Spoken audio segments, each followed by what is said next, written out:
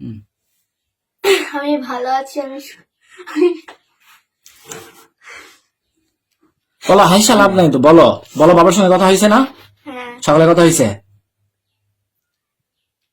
তুমি বাবার সাথে কাছে যাবে না? বাবার কাছে যাবে না? বলো যাবো। যাব। সুবা মিসিং হয়েছে এরকম একটা সকালে আমরা একটা তথ্য পেয়েছিলাম ঢাকাতে তথ্য পাওয়ার পরে আমরা ওখানে ইয়াতে পাঠাই, আমাদের অফিসার ফোর্স পাঠানোর পরে আমরা জানতে পারি তারা আসছে এখানে, বাট ওই সময় তারা লুকায় যায় আর কি পাশের বাড়ি বা আশেপাশে কোথাও। আমরা বাবাকে যে আর কি সুবার যার সাথে চলে আসছে মমিন, তার বাবাকে আমরা নিয়ে এসে জিজ্ঞাসাবাদ করি। তারপরে একবারে জানতে পারি যে সে এক পাশের বাড়িতে আছে, ওখানে যাই। র্যাবের একটা টিমও ছিল ওখানে, ওরা আগের থেকে কাজ করছিল ইয়ার জন্য। পরে আমরা যৌথভাবে উদ্ধার করি, তারপরে ওখানে জিজ্ঞাসাবাদ করি। ওখানে কিছু আপনাদের সাংবাদিকরাও ছিল, তারা লাইভ প্রোগ্রামও করে।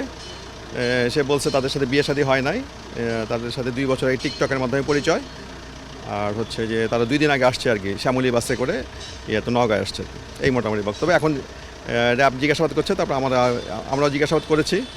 র্যাবের সিভিল টিম আছে, তারা জিজ্ঞাসাবাদ করতেছে। এরপরে এ বিষয়ে পরে জানো অপহরণের বিষয়ে আমরা এখন পর্যন্ত কোনো তথ্য পাইনি, এটা জিজ্ঞাসাবাদ করার পরে তারপর জানানো হবে। এটা মমিন হচ্ছে এখানে বাড়ি, নওগাঁ আরজি নওগাঁতে বাড়ি।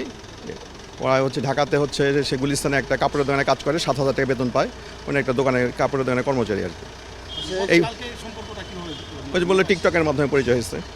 মেয়ের বাড়ি হচ্ছে বাকেরগঞ্জে, এখানে তার ফুপুর বাড়িতে থাকে মোহাম্মদপুরে, ওই বাড়িতে এসে থাকে আর কি।